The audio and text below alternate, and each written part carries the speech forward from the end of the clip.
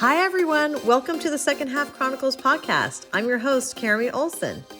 On this podcast, we will explore what the second half of our lives are really about. So join me as I interview women who are fulfilling dreams, experiencing passions, and targeting goals as they approach, shift, and thrive in the second half of their lives. We hope to provide insight and inspiration to those who might have lost a little of themselves along the road of life, which is most likely all of us. But with more wisdom and experience, we will navigate the second half of our lives together. Hello, everyone. Today we have a truly extraordinary guest, a woman who has conquered the professional world of mixed martial arts and now owns one of the most sought-after med spas in Las Vegas, Haus of Beauty. I'd like to welcome our guest, Michelle Ould.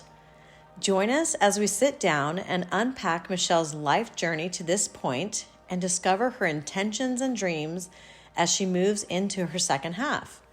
Michelle's story is one of grit, determination, and unshakable commitment, from overcoming the adversity of addiction to building a life that centers on giving back. From her early days in the intense world of mixed martial arts to her transformation into a trusted expert in advanced aesthetics, Michelle's story is one of resilience and reinvention. Today, you'll hear about the challenges she overcame and the invaluable life lessons she learned inside and outside the octagon. Join us as we sit down with the remarkable Michelle Ould, a former pro MMA fighter turned licensed advanced esthetician and the proud owner of Haus of Beauty, Las Vegas Med Spa. Well, hello, Michelle. We've got Michelle Ould here, and we are so excited to interview her for Second Half Chronicles. Thank you for coming. You're so welcome. Thanks for having me. All right. Well, we'll just jump into it. So, Michelle, why don't you introduce yourself? Tell us just a little bit about you. Maybe share whatever you want, but where you came from, why you might think the way you think, and how you ended up here, etc. Right. So my name is Michelle Ould Halverson. I am married now, and I actually like being married now. It's my second marriage, so I decided to hyphenate the last name, but I didn't do it legally like on any of the paperwork, so it's just kind of like to plug it in there once in a while. I love it. So it's pretty interesting. So where I came from, I was born in California in 1981. So I'm going to be 42 at the end of this month. I'm pretty excited. So I've been loving being in my 40s. Oh, it's great. Yeah. I used to be terrified of getting older, right. know, in every sense of the word. Like, I was really into fitness and, my health and all that at a very early age. And now I'm just like, wow, it just kind of keeps getting better. So I'm always kind of proud to tell people my age, honestly. So. Mm-hmm. And we need to tell the younger people, don't be scared to get older. Yeah, don't. No. I think there's some kind of stigma out there, but it's awesome. Right, yeah. I need to apologize to all the things I said about the older generation. Thinking that they were so old when they're only in their 30s. Right. So, yeah. So I was born in California. My mom, she got divorced from my father at a very early age. I don't remember him much at all. And remarried and kind of moved us all around, and we ended up in Texas when my siblings were born, and then eventually to Idaho, and that's where I spent a lot of time. Growing up was in Idaho, northern and southern Idaho, so like Sandpoint and Coeur d'Alene, and then Boise, Idaho. Okay. Had a lot of family there. Went to high school in Idaho, gave birth to both of my sons in Idaho.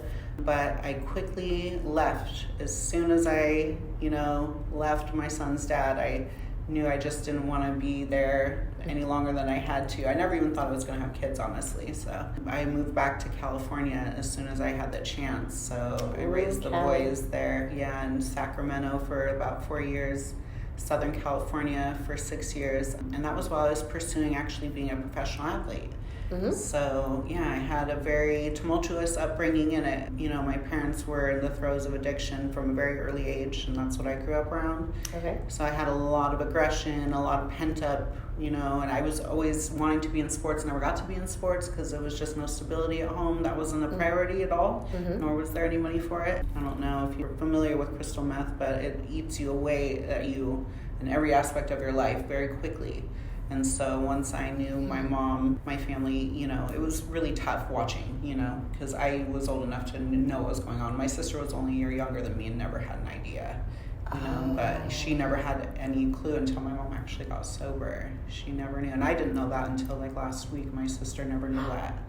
But I knew it because I could see how strange it was. So, yeah. Oh, my goodness. I goodness. had an interesting childhood. So I, you know, grew up in a very masculine energy, very sarcastic home. It was very toxic and very violent. And so, you know, I put that energy into sports. And I ended up getting into martial arts. And so that's why I moved to California to pursue that. And even though I was in my 20s, and a lot of people thought I was too old to be doing it, you know, and I was a single mother and I had 2 young boys, you know, I followed it. And within 10 years, you know, within a few years, actually, I was ranked number 2 in the world in my weight class, number 2 and number 3 in the world. So I'm glad that I went after that. But it was really tough. It was really a hard job. Well, not only, it seems like you're obviously doing it and it's something hard to do, but then you're working past the stigma of you're too old, you have kids, you can't do this, right, et cetera, et cetera. That baggage kind of along with it that you had to drag. I love that you overcame that. Yeah, definitely. Yeah, I'm kind of look back and wonder where I even got the courage and the bravery. And oh my goodness, I was really, you know, pretty stubborn. Once I decided to do something, I wasn't going to let anybody tell me otherwise, let alone, society or social norms and stuff like that. I never really adhered to any of that. I'd always been rebellious, so I kind of tried to make it work for me, you know, and make money for me so I could, you know, support my children. You know, I never got any help or child support or any of that type of stuff. So I was very much mom and dad, you know, so I kind of had to do both. You were mom and dad. I've had that role. Really? Yeah. It's a tough one. It is. It's very tough. It's hard to balance. And, you know, it was really, so that was really a great time in my life. I have a lot of great memories, but at the same time, I wish I would have done things a lot differently because, like I said, I was really in my masculine energy. And I ended up sustaining so many injuries and surgeries.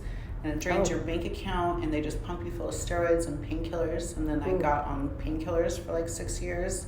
So, and that was really hard for me because whenever we went to do the scans, my coaches knew what they were supposed to look for, but they couldn't find it on the imaging. So they would just keep shooting me full of cortisone. And this was back when they didn't monitor the painkillers as much. They just give them to you on end, and you can't stop taking them because you get sick, and you also can't stop taking them because you're still in pain because they, for 6 years, did not find that injury, and I had it in my shoulder. So I had surgeries on everything else, and that got better, but my shoulder injury never got better because they couldn't find it until I moved to Idaho. Yeah. Well, and I hope that they're kind of figuring out that pain med situation. They go from one extreme to the other, though. Right. You know, they go from pumping them full of it, or then giving you nothing for your pain. You know, so there is and there's other things too. There's other things aside from opiates. So Oh, you've learned so much. You have so much to share. Yeah. Okay, so my blog talks about me starting the freshman decade of my second half. That's my description. I divulged that I'm half the age of both my grandmothers when they passed. So my grandmothers both passed away at the age of 94, different years. So I kind of looked at when I turned 47, and I was like, oh, I have a whole nother half to live. What am I going to do with that? Right. And that kind of sparked the second half chronicles. Right, okay. So describe what second half looks like to you. Well, now I very much am in my feminine energy, I believe. I got sober. So that is living a double life. You can live 2 lives. You've been to hell, you know. You've seen so much more than, you know, you ever cared to. And then before you actually die from something that kills people every single day, I was brought back. And I'm able to live the second half of my life. It's crazy. Yeah, and I had a friend from high school explain that to me because I always was so ashamed. I never wanted to identify that I was an addict or that I was an alcoholic, even though I came from addicts and alcoholics. I thought I was different and that I was better because I had the house, I had the car, I had the ranking, I had the money, and then it was in a prescription, and the doctors was giving it to me. My trainers was giving it to me, you know, and that's what I had to do in order to continue to do my job. So I always felt really justified. And, I was really emotionally devoid for a long time. I was not available, and I was very just do, go. I was not in my nurturing energy at all. And now it's like complete 180. My job is completely different. Now I run a little mini med spa. I'm an esthetician. I touch people all day. I help them. I nurture them. I guide them. And it's like, instead of taking or trying to compete or dominate, right. I'm like, in a completely different aspect. Oh like the scales, kind of like, and I'm a Libra too, have totally balanced. They're totally different. Oh my gosh, you pulled out my emotions. Like, you really touched me with that. Oh, that's, I love that. That's so cool. Well, thank you. Are there influences in your first half that you view as positive, helpful, or supportive? Or you did talk about the influences that were negative and heavy. Right. So, and unfortunately, the first, I look at it back on it now, and it was my brother was a very positive influence, but he was, and he was there when I first started my MMA career, but he was killed, and he was in 2007, yeah. So he was a bail bondsman. He was shot and by his own gun, unfortunately. He was trying to help this guy, and he helped the wrong guy. But the police shot him the same night, the culprit. So we never had to get drugged through court or anything like that. Because that guy was gone. Oh my goodness. But he was a huge, and so he got to see me do my first professional fight. He was a huge supporter of me, and he died, and he was sober, in the rooms of AA. He had a huge funeral, he had touched so many lives. So, even after he passed, I always used him as my motivation for a really long time. And he still, of course, I do. Joshua Schmidt. Mm-hmm. Okay. And he has his, my sister-in-law, they were married. She was only 19 when he was killed, and she was pregnant. So she was a widow and gave birth to a baby that had a cardiac defect. Mm-hmm. That was my nephew, Josh Jr., and he actually had brain aneurysm when he was 6 months old. They had surgery for that, so he has all these scars, but he has no learning defects. He wrestles. He is beautiful. They live in Dominican Republic now. I go visit them pretty soon. Yeah. Oh. Yeah, so it was like our little miracle baby. So it was tragic, but yet at the same time, he looks like my brother. I know. How old is he now? He's a teen? He just turned 16. Teenager. Mm-hmm. Uh-huh. Mm-hmm. Oh, my goodness. Yeah. Where do you see yourself going in your second half? Career, personal, otherwise? I really like the direction that I'm going, and I like being in my feminine energy now, but I want to do more to give back. Maybe go back to school even. I'm thinking, even though I just went back to school, and I continue to go to school for aesthetics. Right. Maybe I want to do something more meaningful, because sometimes, honestly, I do feel like I help people with their confidence and whatnot and feel more comfortable in their skin. Don't get me wrong, but sometimes I feel like I could be doing more that isn't so much around vanity and money. I want to work more with charities and volunteer. I need to be doing something that kind of gives back, because I feel like I've been so lucky. I went and took an AA meeting into a treatment center the other day, so I was the guest speaker. So I've been trying to do more things like that, so and definitely travel more. Oh, I need to travel more. I'm so tired of just doing the work grind. I mean, we have a timeshare. We go to Cancun, but I want to do more of the exploring travel, not just vacationing. Yeah. I feel like I vacation quite a bit, but I need to travel more. So let me clarify. So you're going to be on the hunt over the next, 4 or 5 years for something, a charity to support, or something in that realm that you can dive into. Mm-hmm. Cool. Yeah. And then travel, what's your top, what comes to mind? Top 2 or 3 places, something. I don't know, anything right now, or am I putting you on the spot? I don't even know about. I wish those hidden places, but Right. I don't want to live in the cold weather, but of course, I have to go see Sweden, Denmark. I've been to Germany, I've been to London, but that's it, and then to Mexico. Mm-hmm. So, my wife really wants to go to, India and places where it's a little more traveling on the trains and this and that. I'm like, if they don't have air conditioning, count me out. So she's way more up for adventures. I love it. But so we gotta have a happy medium. She'll get you out there. It'll be fun. A little bit of luxury. Yeah. A little bit of luxury. Gotta have a little bit of beaches. Yeah. Yeah. Oh, I love it. What are you currently focusing on in your career, in your personal life? Career and personal life. So right now, I'm focusing on just, in my career, I feel like I've just been grinding so much in my career. I want to kind of level up a little bit more, maybe hire somebody and but it's just something I've never done, so it's a little intimidating, so I know that's probably what I need to do. The things that kind of scare you, it's like I need to, pull the trigger on that. So that's something, just so I can expand a little more, because it's just been me and myself. Like I rent another room to a lash artist, but there's no money exchange aside from just rent. I need to step it up and realize, like, I've just always been afraid to manage people. I don't want to tell people what to do. I've always just been a lone wolf type of person, So you kind of see that on the horizon, maybe. Yeah, that's something that needs to be done.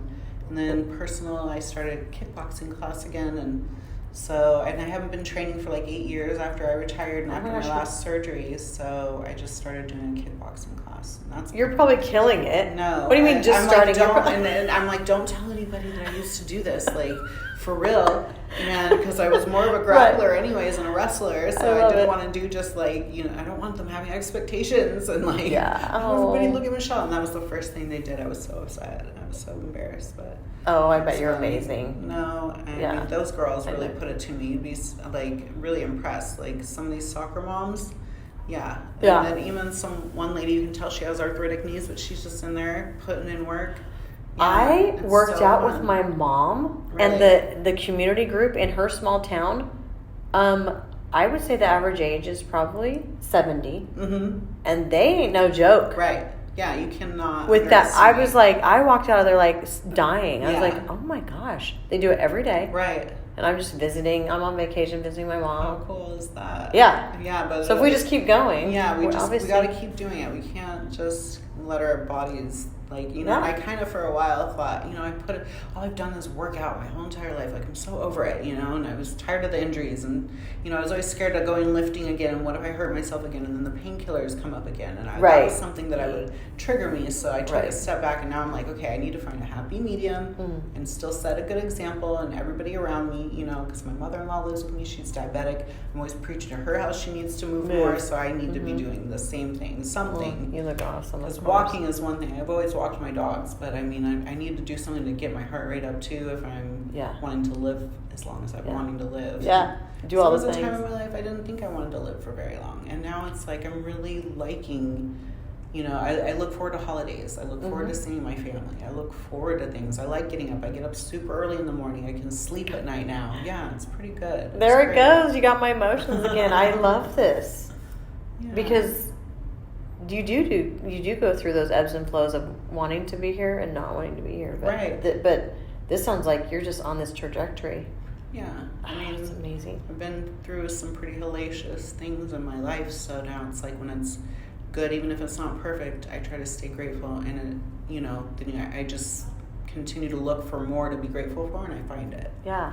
Excuse me. Oh my gosh, I'm crying. Okay, so we have these sentence finishers here. Kind of your adieu, I guess it would be. So, okay, the world needs to realize that those in their second half are maybe just now getting their first wind. Yes, I love it. I'd like to tell everyone in their first half to take more pictures, because honestly, you might look back, and even though you think your first half isn't the best half, you might look back and regret not taking more time to create more memories.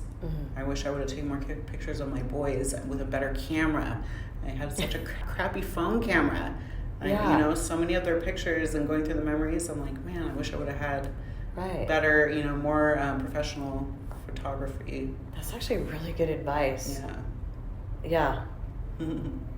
My son, he's 16, and he won't let me take a picture, and I keep wanting. I'm gonna be like, we're gonna all regret this. They're out of the house because both my boys are in college. I don't get selfies. I don't get any pictures. I have to stalk their college social media is the Cali College, and then I find a picture of them in the bleachers or something. I'm like, that's my boy. They never send pictures, so you gotta. And we're gonna regret this. I know. I need to get more of him. Okay, so this one, hands down, in my second half, I will. hands down in my second half. Stay sober. Regardless of what happens, I'll stay sober no matter what. Yes, I love it. Well, thank you, Michelle, for joining me today and opening up to me. I appreciate it. And your story is definitely going to help somebody out there. That's why we're doing this. That's why Second Half Chronicles exists. And here we go. We're going to live boldly into our second half. Awesome. Thank you. Find Michelle on her website, halohouseofbeauty.com. That's halohouseofbeauty.com. On Instagram, Halo House of Beauty LV, Facebook, Halo House of Beauty, and on LinkedIn, Michelle Ould Halverson. As someone who constantly juggles a demanding work schedule and personal life, I'm thrilled to say that I found a vitamin supplement made by 33 Nutrition that is a game changer for anyone seeking enhanced focus, improved energy, and a sharper mind. It's called Neuro Plus. From the moment I started incorporating Neuro Plus into my daily routine, I noticed a significant improvement in my ability to stay focused and on task. No more wandering thoughts or feeling scattered. This supplement helped me zero in on my work and stay on track with ease. I've also noticed a boost in my energy levels, and I'm more alert throughout the day. You can purchase Neuro Plus with our 20% off discount code at 33nutrition.com. That's 33nutrition.com. Use discount code SECONDHALF for 20% off. Thank you, 33 Nutrition, for supporting Second Half Chronicles and keeping us alert. Thank you so much for listening today. Please show some love to all of us at Second Half Chronicles by giving us a follow or subscribing, and please share an episode with a friend. It would mean the world. Until next time, live boldly, love Caremy.